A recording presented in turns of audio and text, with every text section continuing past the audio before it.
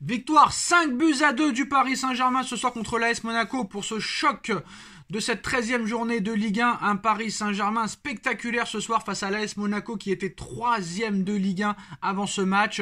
Monaco qui avait prédit que ce match, leur objectif c'était de faire un match Ligue des Champions. C'est le Paris Saint-Germain qui a fait un match de Ligue des Champions ce soir. Très grosse performance du Paris Saint-Germain ce soir. Bon, c'est vrai que défensivement tout n'a pas été bon. Quand tu vois la composition d'équipe de départ du Paris Saint-Germain de Luis Enrique, tu te dis Mukiele à gauche alors qu'il a toujours joué à droite et dans l'axe, c'est bizarre.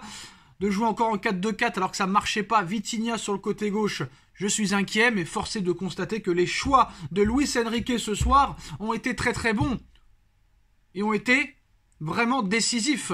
Ce soir, Luis Enrique a montré sa patte et je suis content de voir que le trio, même le quatuor, a marqué ce soir. Et ça, c'est très important.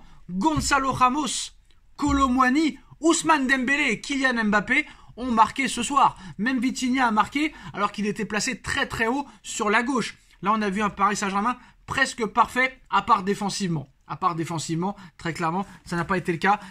Un Milan Skriniar ce soir catastrophique, mais à part Milan Skriniar, tout le monde a été bon ce soir. Honnêtement, un très gros Paris Saint-Germain qui prépare de manière spectaculaire et dans la meilleure des façons son match contre Newcastle mardi soir plutôt.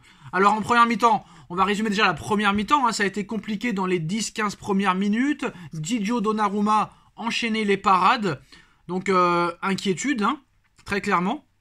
Gigio a été impérial en première mi-temps, surtout dans les 20-25 premières minutes, malgré l'erreur sur le but, parce que c'est une faute quand même, et sûrement que sur l'erreur de Gigio, tout le monde va oublier les arrêts spectaculaires qu'il a fait en première mi-temps, mais j'ai trouvé quand même un Donnarumma impérial, malgré l'erreur sur le but. Ugarte, très propre, match avec du rythme, Lucas Hernandez, très concentré en première mi-temps, Hakimi, très disponible, comme à son habitude, depuis le début de saison, un Dembélé en vue en première mi-temps, et qui a confirmé en deuxième mi-temps, avec son premier but inscrit avec le Paris Saint-Germain, Gonzalo Ramos, buteur. Il y avait des déchets par moment. On avait vu un Vitinha discret en première mi-temps, mais qui s'est révélé en deuxième, surtout avec son but. Un Paris concentré, un Paris joueur, un Paris fonceur, un Paris qui presse, un Paris qui attaque. Plusieurs phases intéressantes. Ça, c'est bien, c'est du haut niveau. Et en deuxième mi-temps, très clairement, ça a déroulé avec, Gonzalo Ramos avait ouvert le score. 4 minutes plus tard, Monaco égalise. Kylian Mbappé à la 39e minute sur penalty. Ousmane Dembélé à la 71e sur une passe de Fabian Ruiz. À la 72e minute, une minute plus tard, Vitinha qui enfonce le clou sur une passe de Kylian Mbappé. 4-1. Malheureusement, Monaco revient à 4-2 à un quart d'heure de la fin. Mais Randal Kolo Muani qui vient mettre sa pierre à l'édifice pour inscrire le 5e but parisien. Ce soir, c'est la victoire, c'est les 3 points. On prépare d'une manière très intéressante et de manière idéale le match de Ligue des Champions très important mardi soir. Mais moi surtout, ce qui m'a plu réellement, c'est le quatuor offensif qui est buteur dans un seul match. Gonzalo Ramos, Mbappé, Dembélé ainsi que Kolo Muani sont buteurs ce soir.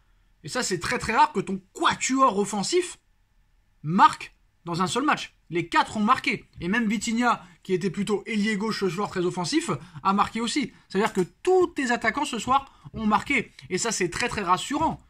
Face à un AS Monaco qui est 3e. Un AS Monaco très en forme. En plus de ça, un AS Monaco qui a bien pu préparer le match mieux que le Paris Saint-Germain.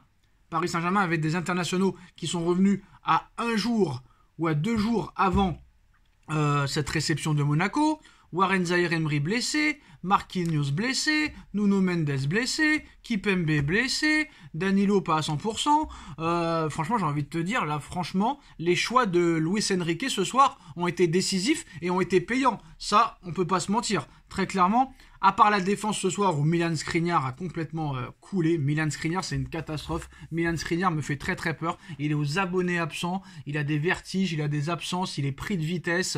Il n'arrive pas à marquer aucun joueur. Pour moi, Milan Skriniar, pour le moment, c'est une douille. Est-ce qu'il peut faire pire? Je ne sais pas. Mais en tout cas, voilà. Milan Skriniar qui fait beaucoup de fautes. Gigio qui est toujours pas assez concentré pour moi, même s'il a fait un bon match.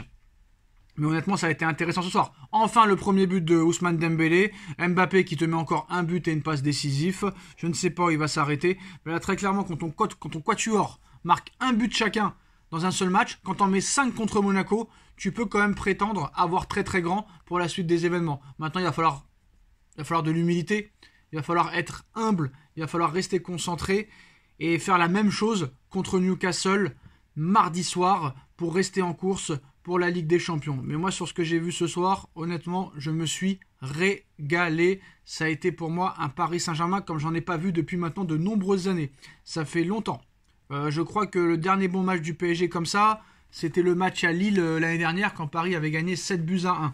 Là, ce soir, c'est du très très très haut niveau. Parce que Monaco, quand même, c'est pas une équipe de peintres. Ils sont dans les 3 premiers. Donc voilà, très belle victoire, 5-2 du Paris Saint-Germain contre l'AS Monaco. Prochain match ce mardi contre Newcastle. Alors maintenant, les flops et les tops. Les flops, oui, il y en a. Milan Skriniar. Alors, Milan Skriniar, frère. Alors là, j'ai pas de mots. Sinon, pour moi, tout le monde a été bon. Voilà, Donnarumma, il a fait sa faute, mais le collectif en premier. Dembélé, qui a quand même fait un super match. Mbappé, qui a fait un bon match aussi. Mais Skriniar, franchement, ça fait peur. Voilà, je vous dis la vérité, ça fait peur. Mukiele aussi. Mukiele, franchement, après une grosse blessure, revenir à ce niveau-là, c'est vraiment très très très intéressant, hein, comme vous savez. Mais pour moi, Skriniar est le maillon faible de cette équipe. Et surtout, ce que je retiens, je pense que pas beaucoup l'ont retenu, après l'euphorie de cette victoire, ça fait quand même 6 matchs qu'on gagne. 6 matchs qu'on gagne avec 3 buts de différence quand même. Et ça fait longtemps qu'on n'a pas vu ça. Franchement. Donc ça fait assez plaisir de voir un Paris Saint-Germain aussi performant. Enfin, on prend du plaisir. Là, ça fait plaisir. Maintenant, il va falloir aussi rester mesuré. Bon, là, t'as pas battu Montpellier, t'as battu l'AS Monaco, qui va prétendre quand même être dans les 3 premiers cette année. Donc voilà, gros match de Gonzalo Ramos dans ce rôle d'attaquant pivot. Très très bon match de Ousmane Dembélé, très bon match de Kylian Mbappé. Donc Paris cartonne Monaco et restera leader de Ligue 1 ce week-end, quoi qu'il en soit, au terme d'un match franchement très prolifique, très plaisant à voir. Les Parisiens s'imposent au parc et peuvent préparer sereinement le match face à Newcastle mardi, je crois. On notera aussi surtout l'information de la soirée, c'est le premier but d'Ousmane Dembélé sous les couleurs parisienne. Ça fait énormément plaisir.